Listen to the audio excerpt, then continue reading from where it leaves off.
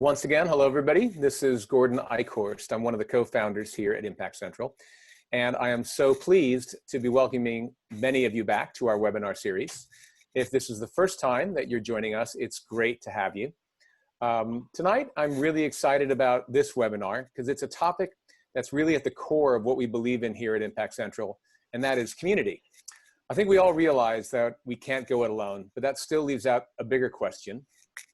Why is it that some founders and businesses are able to gain traction by building up communities and tribes of supporters, while others that also have great ideas really struggle? Well, if that's the question that you've been pondering, you're in luck, because we have 4 experts tonight who are going to tell you a lot more about this.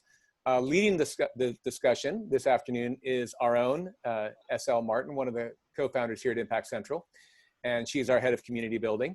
Our format will be the usual format, and that is that SL and her guests will speak for about 25 to 30 minutes, at which point we're going to open it up for questions. So as you're listening, please make sure that to jot down any questions and shoot them over to us in the chat function, and we'll make sure to get to as many of those as possible at the end. And with that, I will turn it over to SL. Thanks so much, Gordon, and thanks everyone for joining us this evening. As Gordon has said, this is the 4th webinar in our series, and we've gone through leadership, we've gone through impact, we've gone through how to navigate the funding minefield, and fourthly today we're looking at how do we build tribes and communities around these great ideas and these great businesses. And it's something that's really exciting for me because I spent quite a lot of my career trying to build communities in various different guises inside of work and also outside of work as well. So I'm so delighted to welcome these 3 awesome founders that we have with us this evening, who've not only built businesses, but they've actually seen a need and they've pioneered a fresh new way of doing things. And their success in that can be really directly linked to their immense skill of tribe building or community building. And they've taken people with them on that journey. And I've had the joy of getting to know all 3 of them. I've probably known Carla the longest out of the 3 over the past while, and thought it would be a really insightful session for all of you that have businesses or are building businesses, particularly because I think the idea of building a tribe or building a community around an idea seems really easy, but I think there is a little bit of a science to it. And as Gordon has said already, at Impact Central, we're really big believers that building a supportive tribe is as valuable to your business as getting it funded. We spend a lot of time within the Accelerator program on focusing on how we can really develop the absolute best in you, and also how we can bring the best people around founders to help them grow and propel their business forward. So I am going to let these wonderful ladies introduce themselves in a second, but I just want to reiterate how the session is going to work. So we're going to have a bit of a discussion around ourselves. You can then pop your questions in the chat, pop out the chat box now if you want, and we will do our best to answer as many of those questions as possible at the end of the session. And I suppose it's best to call out that building a tribe or a community, and it's known as various different things, is a bit of an elastic phrase, and I think it's something in the ether that exists between groups of people. So it's more than a feeling, and I think during lockdown it's something that we've learned that we really need, something that we're built for community, we're built to be in tribes, in families, in relationships. And like everything in life, we live in different seasons, and things grow and evolve and halt and stop all around us all the time. And I think some of us have made nurturing these communities part of our professional lives, and I think it's the part of my job that I absolutely love the most. So without further ado, I would love you ladies to introduce yourselves and tell everyone a little bit about the journey that you've been on to get where you are today. And maybe Carla, if you can kick that off, and then Beth, if you can follow, and then finally Lou, if you wouldn't mind after that. What an awesome introduction. I love that. So true that it's an elastic phrase. Firstly, awesome to see an all-female panel. Congrats on that. The more we see of those, the better. my journey would take far longer than 2 minutes to describe, but I think I'll just summarize it by saying, almost picking up, I suppose, on your point, which is I've got a long history of building a community around an idea, principally because I kind of started out in business development, which I think is an interesting skill set to bring to this. So for 10 years, I was working for various creative agencies across data, media, ad tech, innovation, all kinds of agencies. And in that role, I had to kind of find the customers before we needed them to keep the pipeline full. So it was something that I'd been doing for a long time.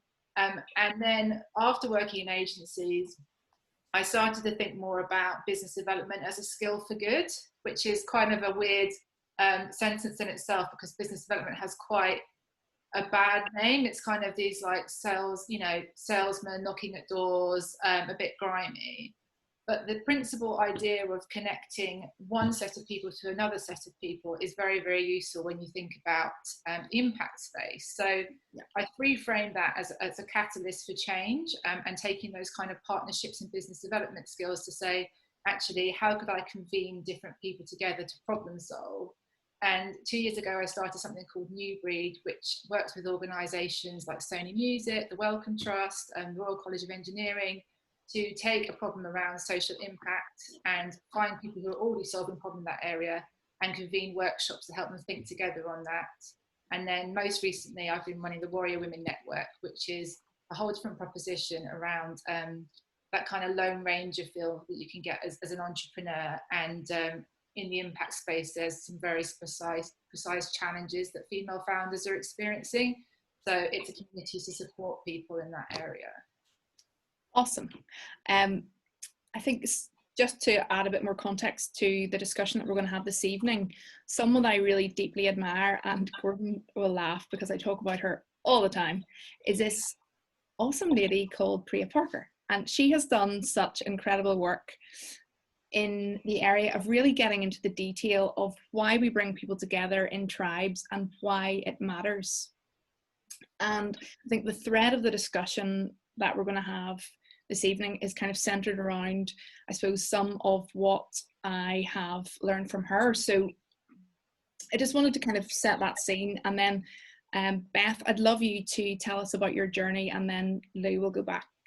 We'll get you to tell us that as well. So over to Beth now. Hi everyone, I'm Beth. I am one of the co-founders of an organisation called Supply Change, which I set up 2 years ago. So just to give you an idea of what Supply Change does and how it kind of links to tribe building. Supply Change is a platform that connects social impact suppliers to organisations in both the public sector and the private sector who are looking for goods and services, but want to deliver those goods and services in a way that also creates positive social impact in communities. Because we identified a need for that, because a lot of large organisations, both in the public and private sector, spend money in ways that sometimes do more harm than good.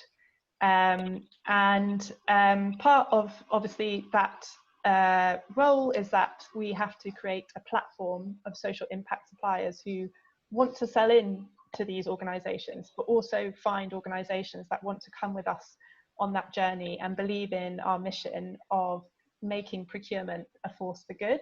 So we really have to build a network of social impact suppliers, but also organisations that understand our mission. So I kind of have to juggle two tribes in a way and bring them together through a platform, but also through events and networking. And then also I've been doing this for 2 years now, and we are 3 female founders, and this is the first business that we've run, and none of us actually had experience in the space that we're in before this, and so I've learned a lot along the way about how to basically deal with that founder fear and female founder fear of feeling a bit at sea sometimes and not knowing where to start and knowing where to go to get support, and how to find people who can support you on that journey, and who you should kind of surround yourself with, and who you should listened to or not listened to as part of that journey. Awesome. I can't wait to get into the detail of that in a little minute. Lou, I'd love to hear from you next. Yeah, hi everyone. My journey started about 5 years ago. After I came to London, and I wanted to, so I came here to kind of start up my own business. I had a corporate career before, between Germany and Switzerland, and decided to leave my corporate career to start up on my own. And I just thought that London was kind of like the best place to do that. So I came here not really knowing anything and anyone really. And I put myself out there, and the reason, sort of how that led me to starting Blooming Founders is that when I immersed myself in the startup ecosystem here, I just kind of like, felt that everything was very male dominated, which like today is no news anymore. Like it's not a surprise, everybody knows about it. But 5 years ago, 5 years ago, like it wasn't really that obvious and nobody was really talking about it, right? And my background is in brand sort of design and launching products, especially for women. I guess not especially for women, but the brand that I was working with was very female. So that led me to starting Blooming Founders and essentially building that support infrastructure that speaks to female entrepreneurs. We have been running events for the last 5 years until COVID hit, and we also launched a co-working space 3 years ago. So that's kind of like what we have been doing. Everything was very in-person, experience focused, building the community, building the tribe, connecting people, opening up new opportunities. And we have a following. I don't even know, but I think if you count across all social media platforms, about like 20,000 now. We have a newsletter that we send out regularly to kind of communicate with our community, and we have hosted probably 150 events in the last 5 years. So that's about on average 30 a year, which is almost every week. Yeah, so. Can you just very briefly summarize what Blooming Founders is? Yeah, so it is changing right now. It is changing right now in this pandemic, right? But ultimately, we are supporting. We have been supporting female entrepreneurs in the early stages of starting up their own business. It is changing right now. We're actually opening up the definition a little bit more, but yeah, we have the focus was always on providing startup support, mainly through events and a space and different programs that we would run with corporates. But that is changing now, because obviously with the pandemic, we can't run any events anymore, and the co-working space is kind of quite difficult as well. So. Great. Carla, I would love you to tell us a little bit about the path to starting the Warrior Women Network. How on earth do you start that from scratch? And I suppose I'm most interested in you sharing maybe some of the mistakes that you feel that you've made along the way that have helped you learn and grow, and maybe how those could be helpful insights to others who are in a similar position of maybe just starting out in those early days of building a community or helpful tribe around them. Sure. So, the Warrior Women Network started almost by accident, which was I was thinking about hosting a dinner, and because, as I said, I'd worked in the advertising field, I was in a place where I needed to build a new tribe. So some people might be in a position where they're pivoting their career or their business into a completely new area. Like, for example, when Beth was talking about procurement, and you become innately aware very quickly that you don't know enough people. So in pre-COVID, the obvious answer was host an event or do a dinner.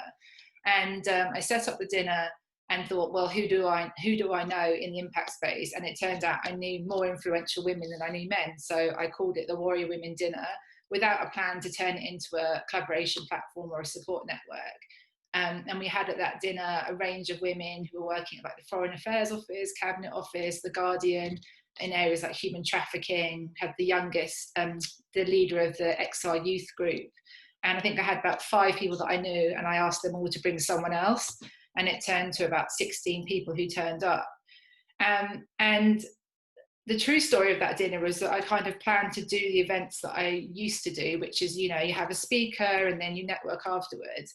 And I'd been running my startup for New Breed for 2 years, and I'd had a particularly bad day, and I stood up and told the true story about how I was feeling. And what happened was, what turned from a kind of networking event, it turned into an honest space where everyone around the table said, well, actually, I've been on Prozac for a year, or I'm in human trafficking, but I don't know, I'm putting my children to bed at 7 a.m. and I don't know what's more important, the fact that I'm putting my kids to bed, or if I know that this many children are being trafficked over the border. So previously, how I built a tribe was I saw a need and I responded to that need. But what happened was, I think you can just start sometimes by saying, I'm interested in an area, and really, I'm really curious to learn what these problems are that people are facing, because the beauty of not having a tribe already is that you're basically newborn in that situation. So you can start by just curating that group and say, hey, I'm here to learn too. You know, I'm just really great at putting people together. And I think it is hard if you don't naturally have that skill, but you can just come up with a great theme, for example, and then, as you say, Sarah, it's innate that people want to be connected. So just by convening those forums, you're adding value. And I think sometimes I've underestimated how much value just being the convener is, like just being the person who, as my mentor said to me, steps forward first and says, I'm going to set up the Eventbrite page and I'm going to ask people to it. People say, well, what if no one comes? And it's like, so what? You know, you've got nothing to lose. So that's kind of how it started. And then it turned into a WhatsApp group. And it just evolved, and my mistake, I don't really believe in mistakes anymore. I think I've been really hard on myself.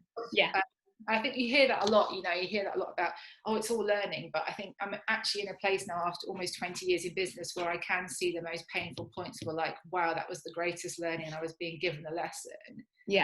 And I think previously, the mistake that I learned was when I was trying to start up a business, I was in kind of a command and control space where I'm like, it has to be successful, it has to happen in this way, it has to be these people, it has to be these clients, this timeline. And so I was kind of always falling behind that. And that mistake led me to grow Warrior Women in a very different way, which was, I'm going to listen very deeply to the needs of this group, and I'm going to consistently serve the needs of this group in the way that I know how. And when I don't know how, I'll ask them, do you know anyone that can? So I think my mistake is, don't think that if you're building the tribe, you have to do it with a kind of old style type of leadership. You can stand alongside them as one of them, and you can talk to truth about your lack of knowledge and experience. And I think that's actually earned me more leadership credentials with the group than it had been if I'd come in and said, listen guys, here's a 12-month plan for our events. And I think I have benefited so much from the warrior, it's a bit of a mouthful, Warrior Women community. It's been so awesome. And I think it goes back to one of my favorite quotes of all time. We impress with our strengths, but we really connect with people with our vulnerabilities. And that's a really powerful thing. And it's not an easy thing to master. You've got to be brave to do that. But I think with Beth, with you as well, there was a real general dissatisfaction with the way that things were getting done. What prompted you to start Supply Change? And can you tell us about the people that you surrounded yourself with in those early days? Yeah, sure. So I was actually on a postgraduate program in social innovation and enterprise. And the idea for Supply Change came about as a project that I did, a part of that program, where a housing association asked us to understand how they could make their supply chain more impactful and how they could work with more ethical suppliers. And myself and the two women that are now my co-founders did this project and did the research and understood the problem and realized that there was a gap in the market for a solution that connected these suppliers that were out there to these businesses in a way that provided reassurance to the businesses and highlighted the strengths and the impact of the social impact suppliers.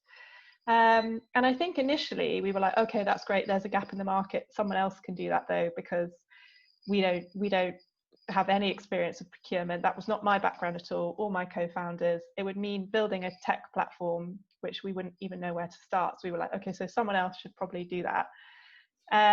But we were on this program at the time, and we were encouraged to kind of try out the idea as part of the program. So we just at first were like, okay, well, what have we got to lose?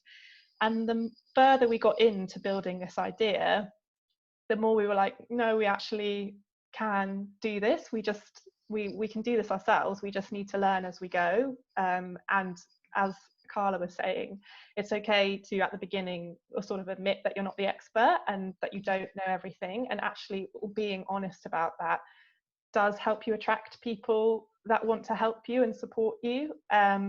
So we launched the idea and started to build a very early version of it, and quickly saw that there was a lot of shared enthusiasm for our idea from people that just genuinely wanted to help. And so we got free advice on procurement from the housing association that we were working with. We found a mentor to help with doing our financial model, which was something I'd never done before. And I think part of the reason that we were able to get that support and to start build that tribe was because we were just really passionate about the mission and the impact. And so I kind of was able to sell that vision of, look, imagine if we can get every organization to be spending their everyday money and their public money with ethical suppliers. I don't have it all figured out, but I'd love it if you could help me. Yeah, I think that's what people found inspiring. So I think if you can be honest about what your limitations are, where you need help, and be okay asking for it, but be passionate about what you're trying to achieve to bring the people with you on the journey, that's what massively helped us. Yeah. And would you say that in those early days you had a small group of people around you, or was that kind of was it a bigger group that you kind of went to for different things? Like, how did that work practically? Yeah, I'd say it started off small, and it's kind of grown as we've developed. As I said, we're really lucky that we started on a postgraduate program in social innovation, so we were able to make really strong connections through that. And since then, we've been on a few other incubator programs for social enterprises that we've met mentors along the way with.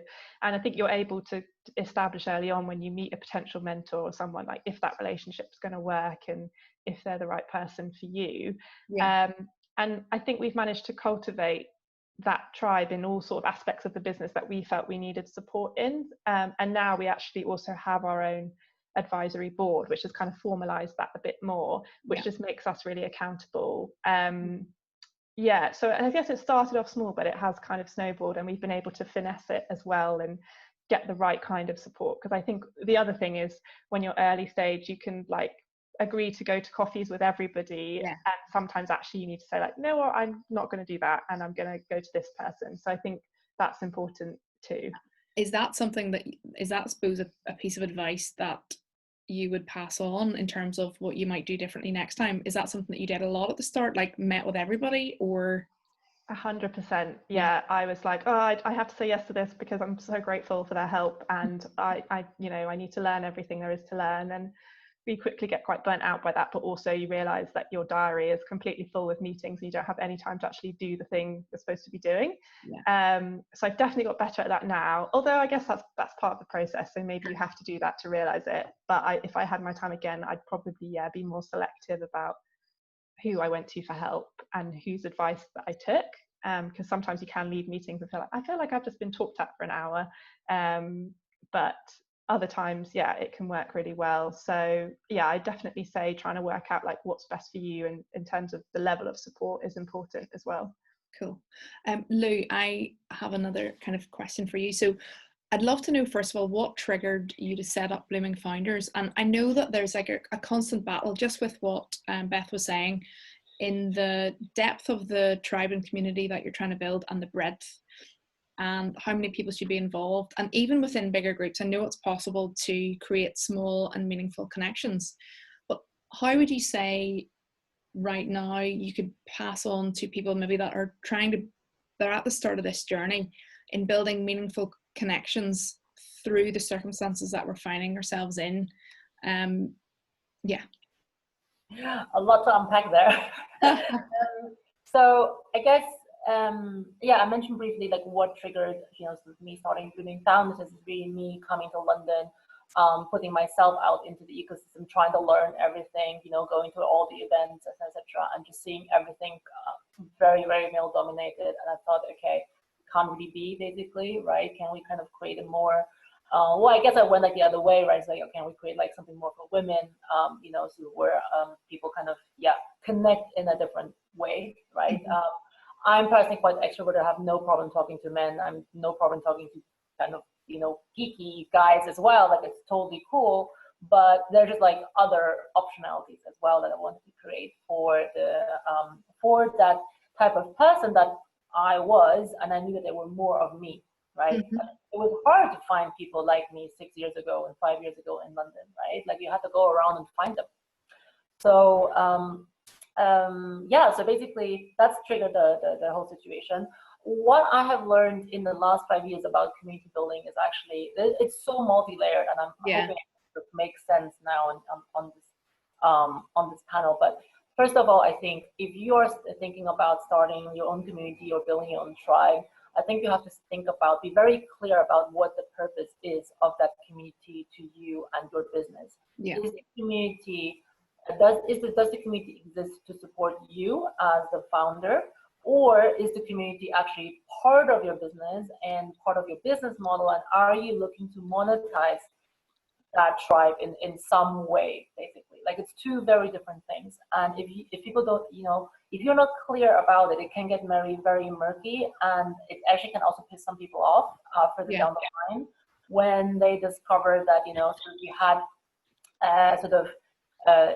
certain intentions. And I can share basically, you know, in my case, you know, we have been running events, we started charging for the events, and that was all good, right?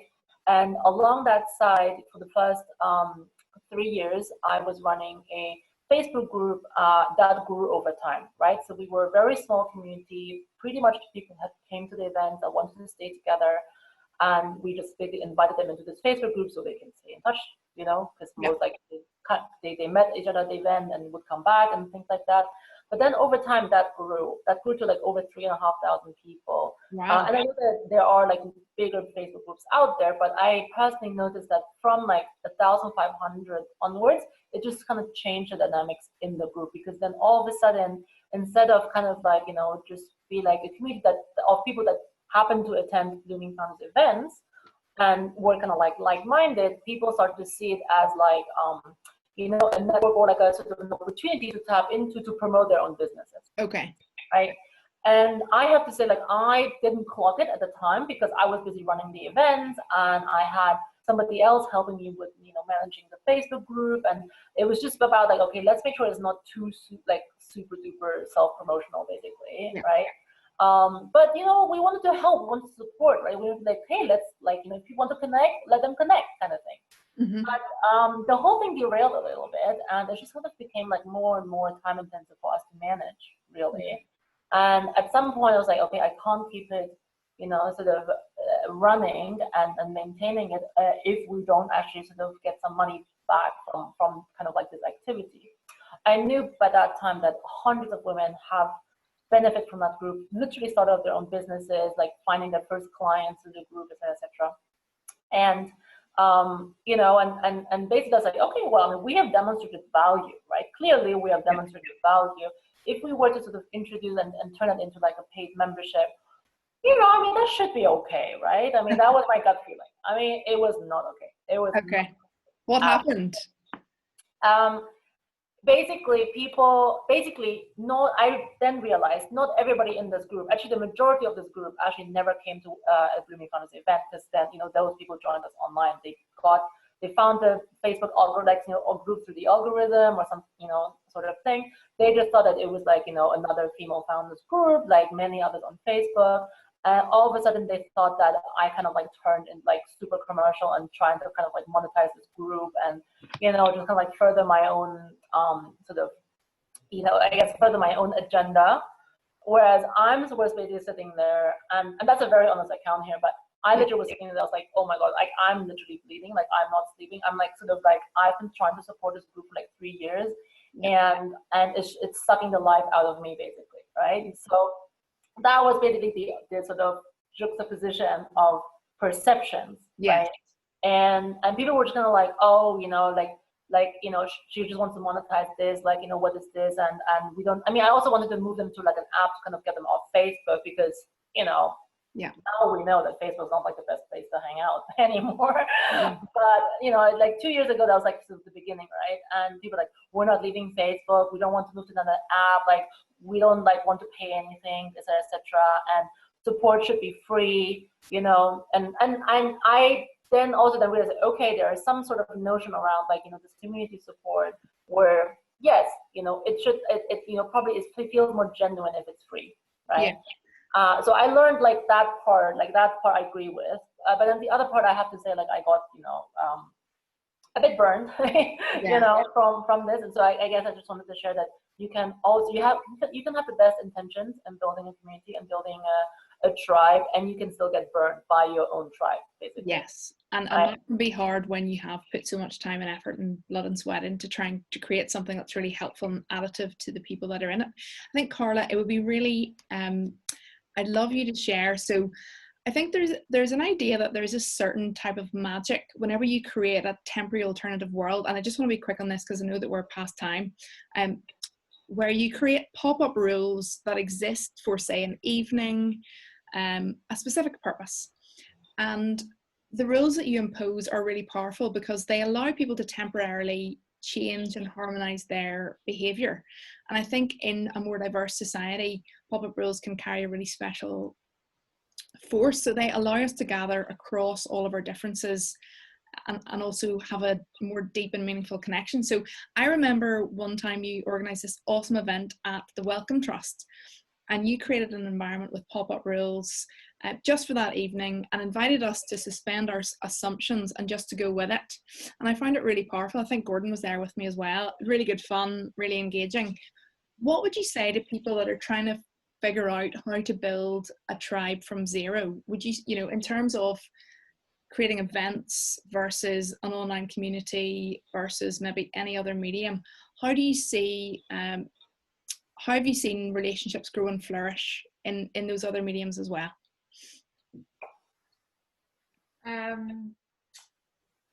Well, it kind of, I'm muted, yeah. It kind of goes back to the brilliant point that was made before there around knowing, like, what, you know, you might not know where the community should go, but in the past, I grew a really big community to like 4,000 members, and we were really famous for it. And we were running events for like sometimes £15 an event, sometimes £25.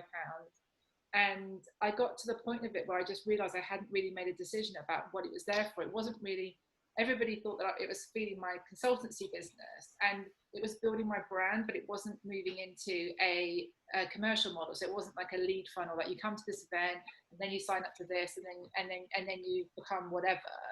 So that was a really good point. And I think going back to what you should create and how you should create it, I think you need to look at your own skill sets. Mm-hmm.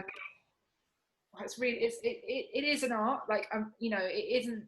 I think it's one of those things where if somebody came to one of us and said, "This is the community I'm trying to build," I think, like, definitely, you know, Lily and I would be like probably be able to come up with an awesome plan for you in like a day, because it's very bespoke. It's for every single challenge. It's every single community, and it's understanding them. But into your point of should it be events? I mean, events obviously now are basically a dead industry, which is just crazy to think about. And I had a call just before this with a woman in Brazil who is working on designing some really unique event concepts. And I think what events really are now is thinking about how can we gather human beings around goals or objectives. And that might, an objective might be to build your business. It might be to, you know, provide a support line to domestic abuse. You know, it could be anything. But what I'm really interested in is conducting experiments in human connections. You'll know this from the Warrior Women community and having been to the Think Sprint event, which is how can we reinvent the event model? So to give some practical insight on this, I often show a picture of an audience which has a guy standing at the front talking to like 2,000 people.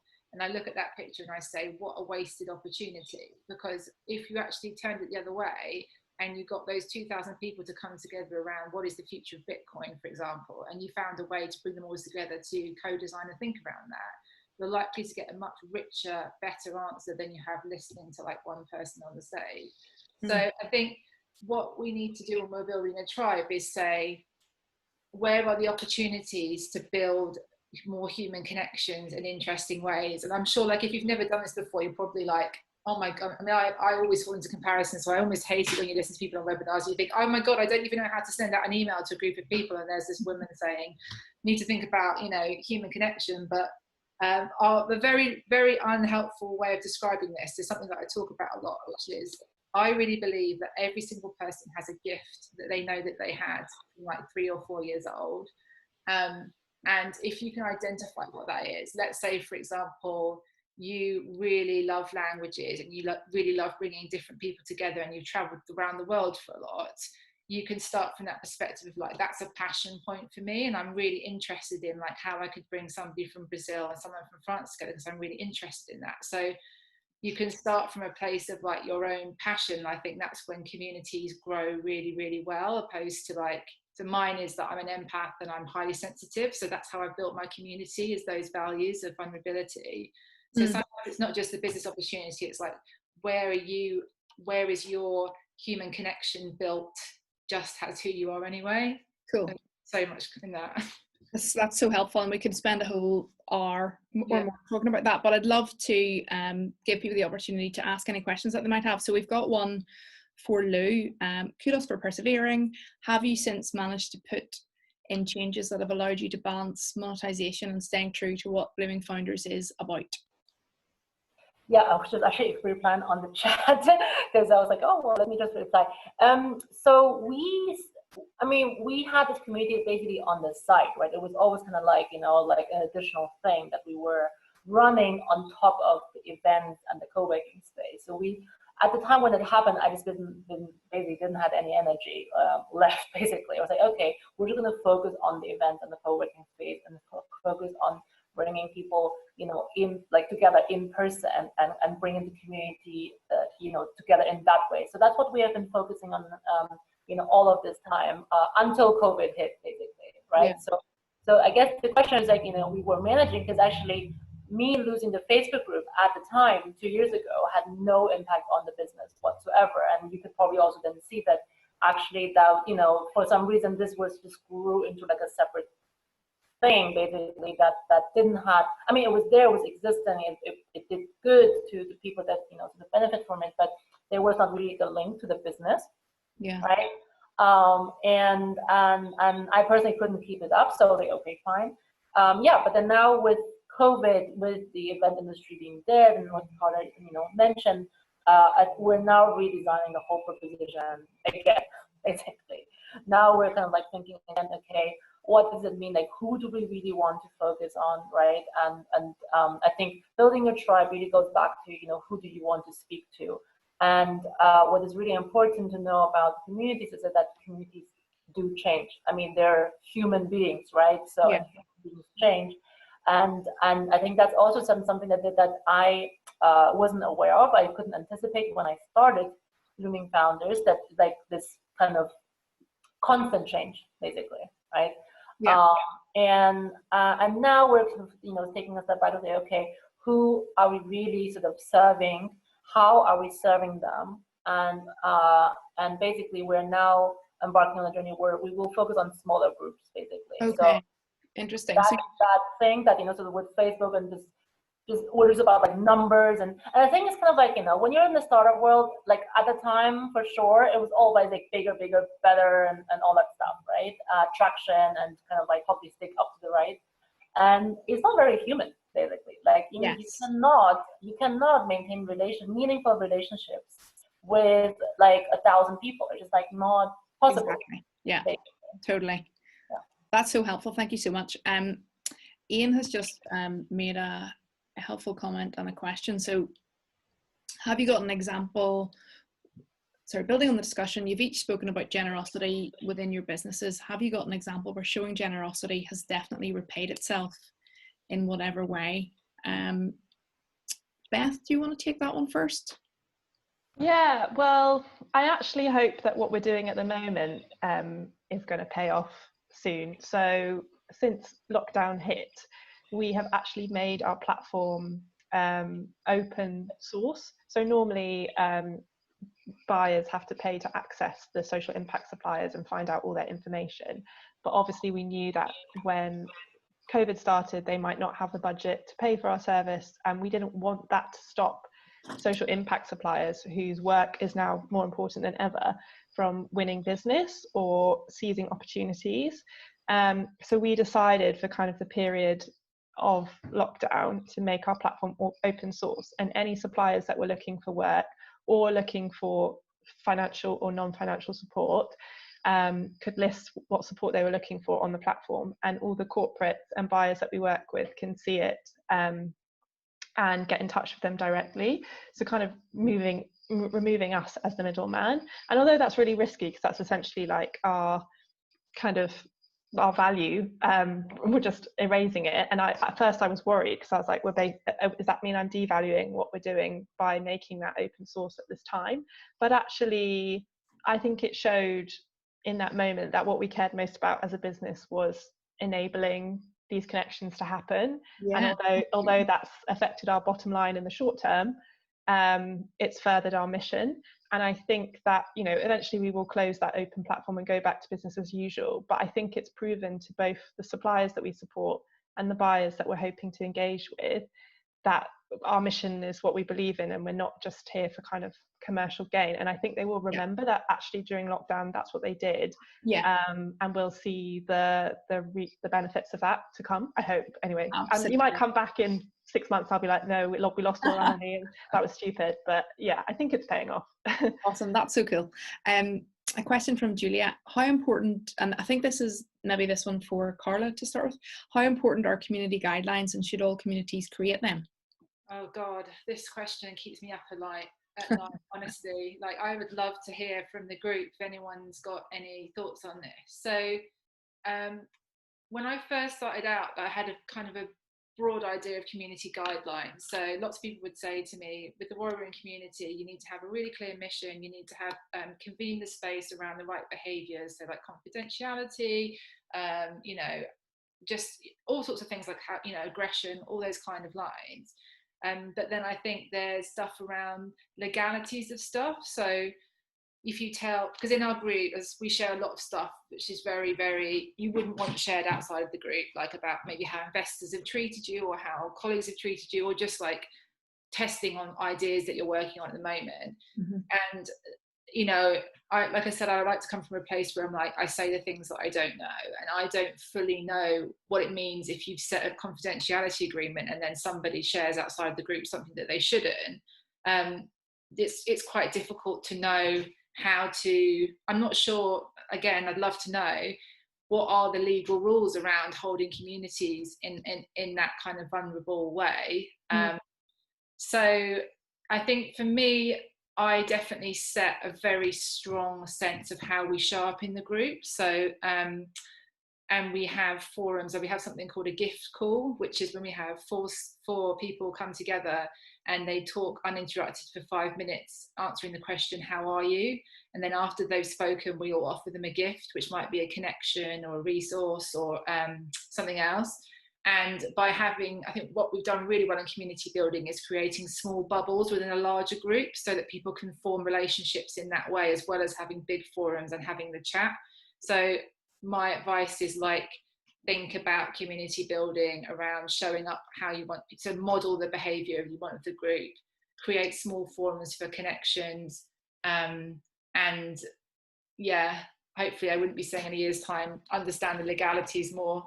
Yeah, cool. I think this one maybe for, and this will be the last one, for Lou. Are there any key trends that you think you've seen that have helped businesses build tribes around products? So thinking of tribes around banks like Monzo, Revolut, or car brands, or that question's come in from Frankie. So any key trends that you've seen that have helped businesses build tribes around products? Yeah, it's a really good question. I think, especially among brands, you know, and we can talk about, like, you know, Supreme as well, right? I mean, they have like a crazy community, but I think what is really important to understand is like the difference between a community and an audience, because everybody, like, I feel like every brand tries to build a community. Like, you can even sort of find, like, on the back of like a pack of crisps, like, join our community on Facebook. I'm like, why? You know? So I think there's like a huge difference between audience and community, and the difference is that when you have an audience and you can do a brilliant job serving your audience, it's kind of like a one-way sort of conversation between the brand and whoever is listening to your message, right? Mm-hmm. The true community, to me, is when people actually have interactions with each other, right? And you kind of create the infrastructure for them to interact, with each other, etc. Now, I think with Monzo, I think they had this Discord community forum where people were helping each other out on, their questions and etc. I think that's probably like, sort of in terms of a fintech product, it's probably like the lowest denominator of like what the community could be. Yeah.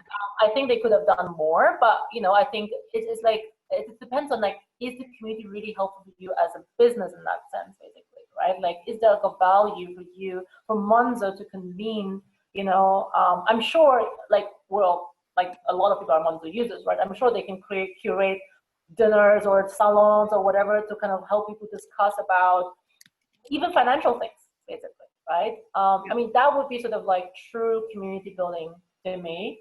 I think what they've done with like the technical forum is kind of like, it is also part of the community building, but it's kind of like low level community building for me. Yeah, and I think there are there's a trend, I would have to say. I mean, I still don't think that there is a really good tech product for communities themselves, right? Mm-hmm. A lot of communities still hang out on Facebook, which is a horrible place to be, because the algorithm is just ridiculous. You don't see anything anymore. And then other than that, there have been sort of a few white label solutions like WordPress plugins, MemberStack, or whatever they're called. There's Mighty Networks, which is, so it's a US-based app for communities. But the UX is not fantastic. It's still quite confusing, basically. I actually still think that there's not really a good tech product for community building itself. That makes it easy for people to kind of connect and find the right people and find the right topics to engage with and things like that. So I think that might be an opportunity for the future. Sure. Thank you so much for giving us your time and sharing your insights. So valuable to everyone that's been on the call and to me as well. And just a final thing from us, I guess.